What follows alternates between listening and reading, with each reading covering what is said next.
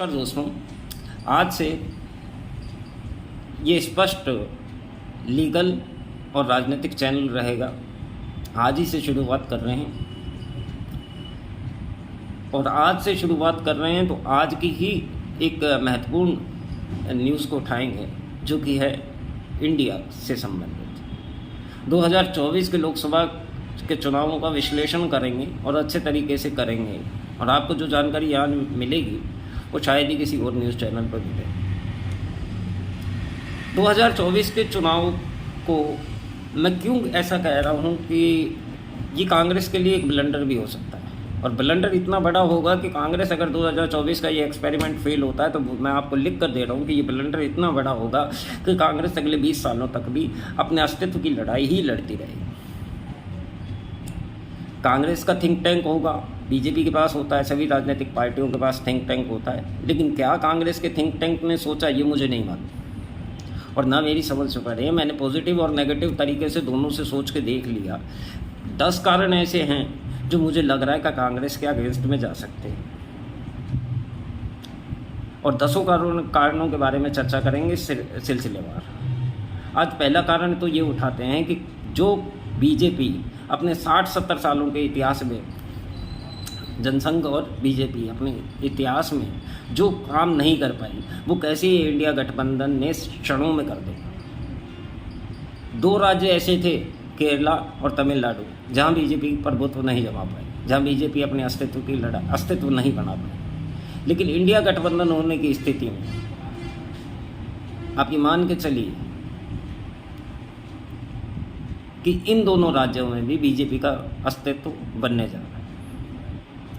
केरला में 2 पार्टियां आमतौर पे होते हैं, 2 गठबंधन होते हैं, एलडीएफ और यूडीएफ। एलडीएफ लेफ्ट पार्टियों का समूह है और यूडीएफ कांग्रेस और अन्य उसके दल है।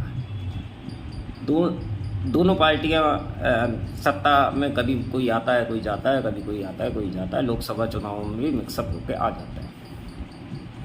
पिछले लोकसभा चुनाव में तो कांग्रेस वहाँ से 19 सीटें जीती।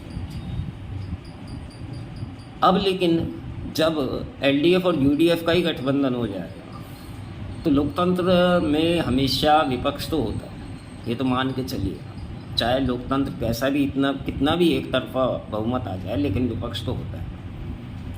2024 में हो सकता है, 2024 के लोकसभा चुनाव में हो सकता है केरला में आपको वो चीज़ ना दिखे, लेकिन मैं आपको आज लिख कर दे रहा हूँ, आज बोल रहा हूँ कि प्रदेश की राजनीति में बीजेपी प्रादुर्भाव करेगी।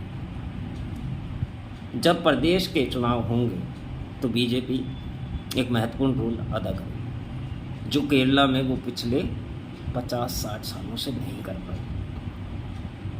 आइए तमिलनाडु में कांग्रेस और डीएमके के गठबंधन, सत्तारूढ़ डीएमके के गठबंधन होने की स्थिति में बीजेपी के पास कमोबेश एक बहुत महत्वपूर्ण और बेहतरीन चांस है कि अपने गठबंधन को पहले या दूसरे नंबर पर लाना, जिसके प्रयास में बीजेपी काफ़ी समय से थी। लेकिन इन दोनों पार्टियों ने आपस में गठबंधन करके बीजेपी को बाई डिफ़ॉल्ट एक चांस दे दिया। वो बाई डिफ़ॉल्ट चांस देने से ये मान के चलिए कि बीजेपी के लोकतंत्र में पहला या दूसरा नंबर बीजेपी के पास खोने को न केरला में कुछ था और न तमिलनाडु में कुछ है।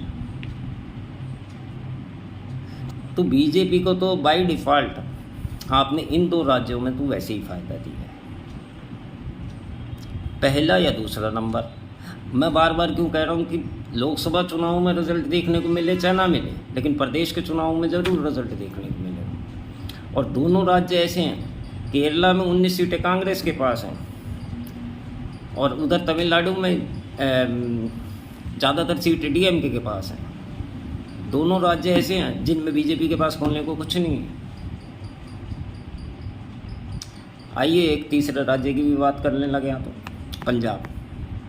पंजाब में आम आदमी पार्टी और कांग्रेस गठबंधन चुनाव में जाएगा तो ऑब्वियस चीज़ है कि अकाली बीजेपी ये दूसरे नंबर की लड़ाई लड़ेंगे और पंजाब में भी ज़्यादा कुछ खोने को नहीं है और कांग्रेस के पास ज़्यादा कुछ पाने को नहीं है। जब आप चुनाव ही इतनी सीटों पे लड़ोगे जितनी सीटों पे पिछली बार जीते हो तो आपके पास सीटें बढ़ाने का कोई गुंजाइश नहीं। मतलब ये 3 राज्य हो गए, तमिलनाडु, केरला और पंजाब। इन तीनों राज्यों में कांग्रेस के पास होने के अतिरिक्त पाने का कुछ भी नहीं, क्योंकि मैक्सिमम है जो है वो मैक्सिमम है। ऐसी स्थिति में मैं ये कहना चाह रहा हूँ कि कांग्रेस 2024 के जो चुनाव में, ये तो 2024 के जो चुनाव में जा रही है, तो वो मैं आपको कहना चाह रहा हूँ कि 2024 का चुनाव कांग्रेस के लिए एक बहुत बड़ा जुआ है। ये ब्लंडर भी हो सकता है।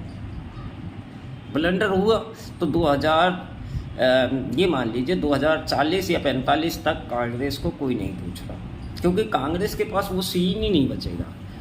फर्दर हम राज्यवार डिटेल में बात करेंगे। कांग्रेस की ये जो 10 पॉइंट मैं आपको गिनाऊंगा, ये 10 पॉइंट है। ये 10 पॉइंट में से एक पॉइंट मैंने आपको गिनाया आज, 10 पॉइंट्स गिनाऊंगा मैं आपको, और फिर उसके बाद राज्यवार चर्चा करेंगे। आप देखेंगे राज्यवार चर्चा में कि कांग्रेस एक प्रादेशिक पार्टी की तरह ही रह गई है, जिसको हम नहीं चाहते कि कांग्रेस ऐसे तरीके से लड़े। एक मजबूत विपक्ष रहना चाहिए।